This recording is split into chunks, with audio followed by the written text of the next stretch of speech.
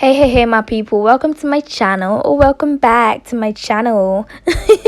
So as I promised in my last video, I said I'll be going through the basics on a home sewing machine, just to give you a bit of insight to how the sewing machine works. Make sure you look at your manual just to understand better what your own sewing machine is saying, what labels on there, because they all differ. On the sewing machine, it comes with a stitch selector and a stitch length, which you probably will be having on yours as well. The universal stitch you'll be placing it at is 2.5, which is the usual one that you'll be working with. On a stitch selector, it just tells you what stitch you're working with. If it's a regular stitch, you put it on A on here.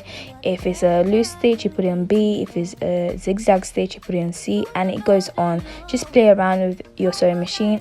So this is called the reverse lever, and this is used to make reverse stitches to secure your seams at the end of it.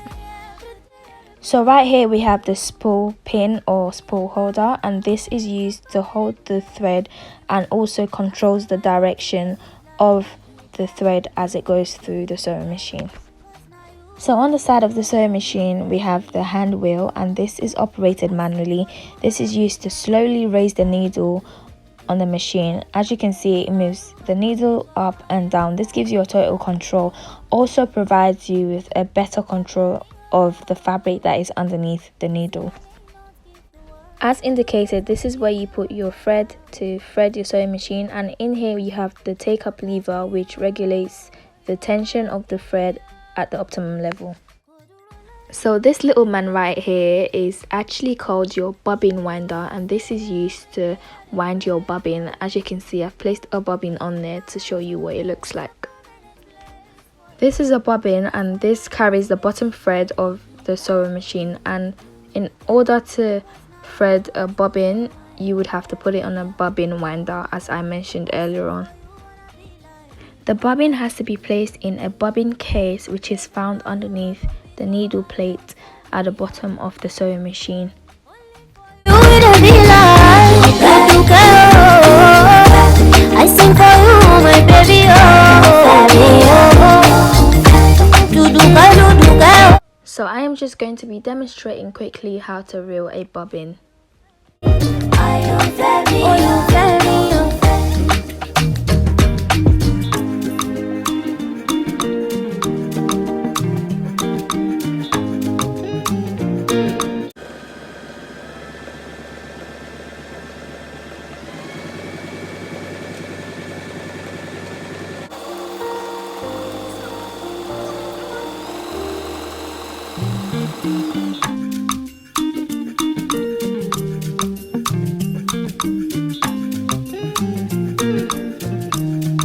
So now I'm going to be showing you how to place your bobbin correctly in a bobbin case.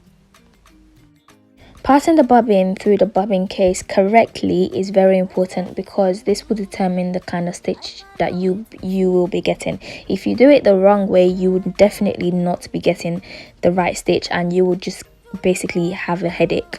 So make sure you look at your manual, look closely at this video if you can understand it, but then also look at your manual to inform you better.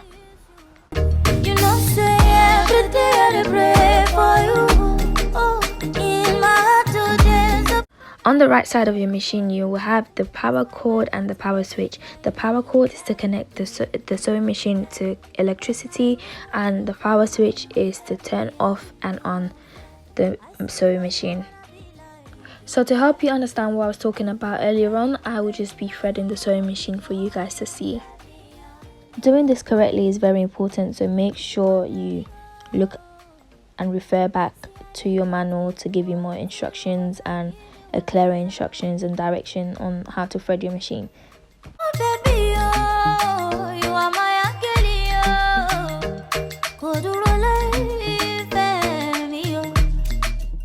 you know, say every day I pray for you.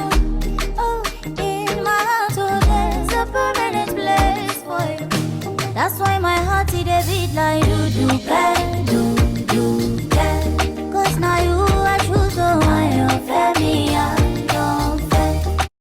So this right here is what you use to lift the foot of the sewing machine. So what I'm doing right here is just bringing my bottom thread to the top. So I am just manually controlling my needle with my hand wheel, and I'm just going to pull the bottom thread through to the top. So here it is, guys. Thank you so much for watching. If you like this video, make sure you like, comment and subscribe. I will see you in my next video. Bye.